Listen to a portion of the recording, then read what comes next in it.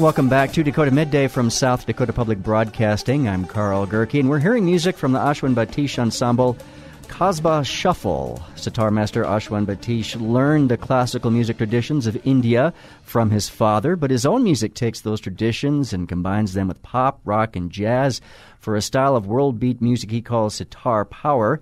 He's in Spearfish with a group that includes his teenage son, Keshav Batish, on drums and tabla. His sister, Meena Batish, is on vocals, and there's also bassist Myron, and they're sharing their music with students today and tomorrow in Spearfish, and they're performing at the Matthews Opera House Friday evening. And joining us on the line from the Bayleaf Cafe in Spearfish is Ashwin Batish. And Mr. Batish, welcome to Dakota Midday. Thank you, Carl. It's a pleasure to be on here on the radio with you. And you're working with some elementary students today? Yes, actually I was up at Creekside Elementary with the group, and beautiful children, 4th grade and 5th grade, and we did about 4 sessions with them, and soon I'm going to do a little performance for them, and totally enjoying the experience. What is usually the reaction to young kids in hearing your music? Well, I think the biggest reaction I noticed was just the visual of seeing a sitar. It was like, wow, and lots of cools and stuff like that. And so I explained to them that the heritage of the sitar is not that far off from our very own guitar in this country. Because the root word tar comes from India, meaning string, you see. So sitar and guitar and zither, and these are all instruments that are basically saying that it's a stringed instrument. And so they were like, really? And so I think that was a great pleasure in seeing, the familiar and with the unfamiliar come together into an area where they recognized, and some, like a little bulb went off, So this is what we were trying to achieve, and I'm so happy that the kids were so receptive. I was really impressed with them. Now, we're talking about the sitar on the radio. Can you help us visualize what the instrument looks like? Well, basically the instrument is a stringed instrument with frets and with a bridge, very similar to the guitar. Like I said, they both have the same lineage going back. The guitar came through the gypsies and everything. They have a sound chamber, except the sound chamber of a sitar is made out of a pumpkin, and they're very generic looking. So you need to do the lotus position, sitting down, although I sometimes stand up and play it, and I play it in more traditional and fusion ways, But it's just an instrument with strings, and you pluck it on one side and play it on the other side. That's really the basics of it. But if you look at it, it's almost twice the size of a guitar.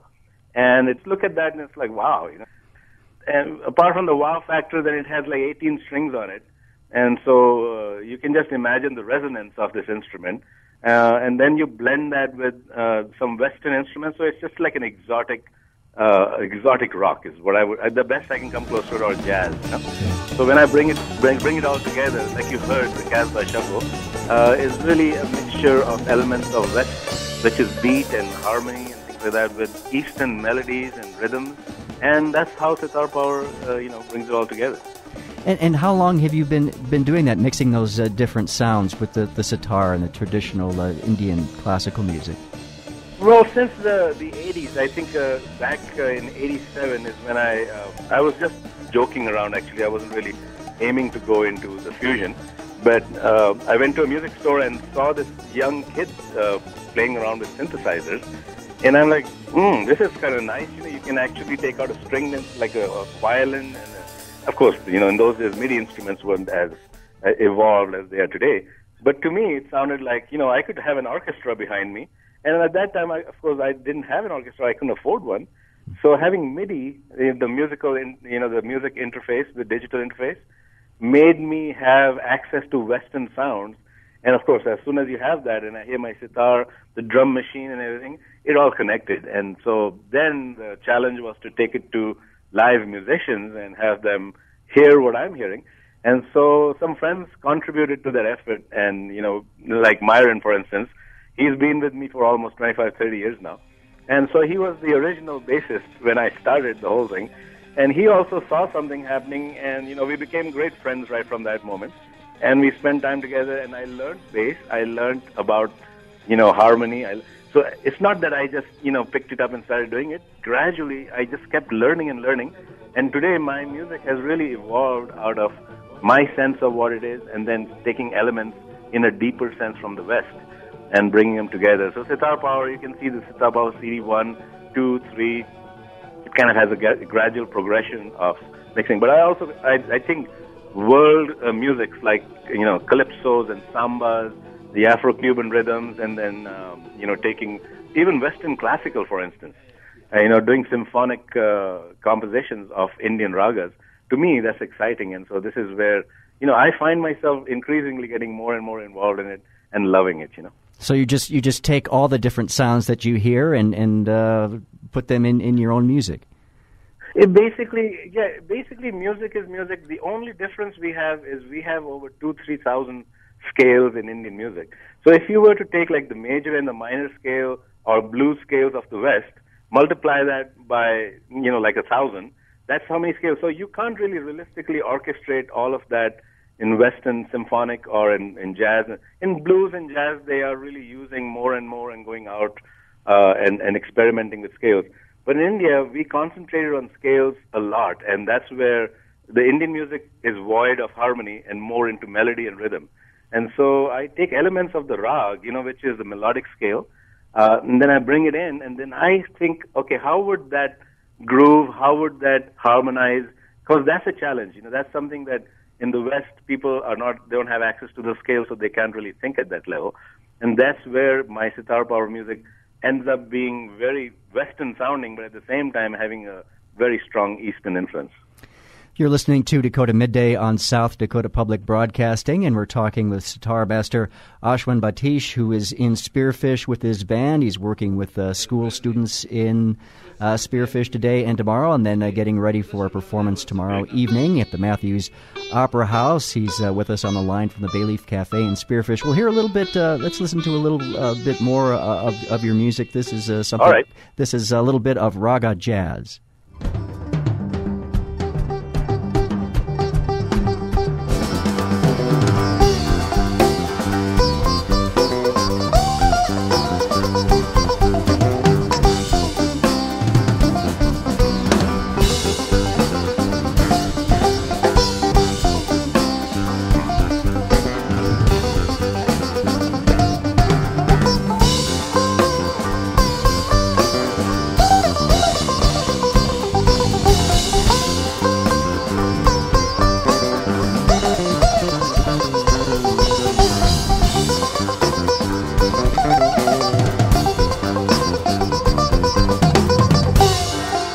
Ashwin Batish on the sitar there, and the drummer there, that's your son, isn't it? Keshav?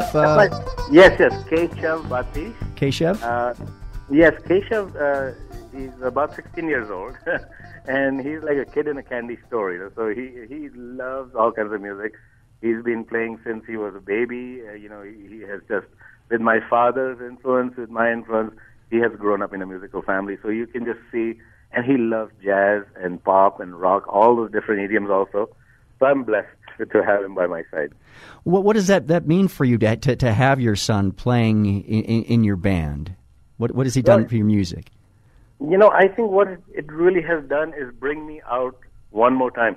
Because remember, I started this Sitar Power stuff back in the 80s. And then I got married and I had children, and then I basically went out of the scene because I had to take care of my kids and my family. And so now to have a 16-year-old dogging me and going, Dad, we need to do this thing, we need to do it again. I'm like, okay. And so it got me out of my, my space and got me practicing again, got my how, I mean, it was just like having my children. They're my biggest fans, and so I think it's because of them I'm doing a second coming over here. Yeah, I love it. Is this similar to when maybe you were his age? Because you learned from your father. My father. It's interesting because Indian music and Sitar Power style of fusion is not really new, and people, I know you have been. The Spearfish Center has been doing stuff on Bollywood and everything, and my father was one of the founders of Bollywood when he was bringing like samba and calypsos and world music into the Indian film industry. The only thing is, at that time, he tried to put like a double bass into one of his compositions, and the Indian director who was paying money for this stuff did not get it, and he's like, Mr. Batish, can you please take that instrument out? And he's like, oh, really, man? You got to see the bass, you got to see the whole range of bass, mid-range and high-range and stuff, but they don't see it like that. They see vocals, they see drums, the melody and the rhythm, that's all they want. So it took a little while for Bollywood to catch up to that kind of philosophy, that kind of thinking. And so I grew up in that thing, and my dad was my heavy influence, and I saw all the stuff he was doing, I'm like, this is the thing, And then I grew up with the Beatles. See, and I grew up with Cliff Richard, and I grew up with, all the Western artists. I was singing Beatles songs when I was like 12 years old with my sister, and, just like in front of my dad, and, he's doing completely classical set, and me and my sister like, she loves Hughes, yeah, yeah. And there was the Indian band backing us up. So it was pretty kooky, it's surreal stuff, but all the audience was like, that's the Beatles, it's like, superstars and stuff like that. And so it was a fun time, and I think coming to England and then having my dad involved with the Beatles was like a total blast for me, because he played in the movie Help. I don't know if people are familiar with that. So all the Indian music in the background, that's my dad playing the stuff, And then he taught George Harrison's wife, he taught one Indian instrument to her. So I was in heaven, literally. He's the biggest fan of the Beatles. And so, it was like, it was calling me. And then I heard more and more of it. And finally, as a joke, I released this thing called Bombay Boogie.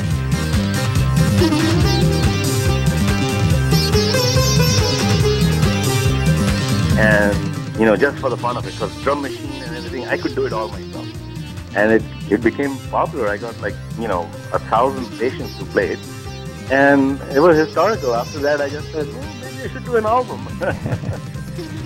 So it just kind of went from there. Once just kind of a thing you did as a lark. Yeah, the Bombay Boogie was like, it was being spun everywhere. And a couple of people called me and said, you know what? There was a traditional sense in Indian music, but when we heard your boogie, we were like, it has arrived to, America. And I was like, oh, that's cool. And so a lot of colleges and young kids, and I was about, I think I was only about 28 or 29 at that time. And everybody was encouraging, and I hit the road, and that's where I really toured and traveled all over the States and Canada and Germany and stuff like that. And now you're based in Santa Cruz, California, is that correct? Absolutely. In Santa Cruz, California, right next to the sea. And, people, if they ever, from Spearfish, I'm a far away from home, but man, if they're ever in the Santa Cruz area, we are right there on Highway 1. And they just Google Batish and they'll find me. So I hope some people will come and visit me when they're there. And you teach, correct?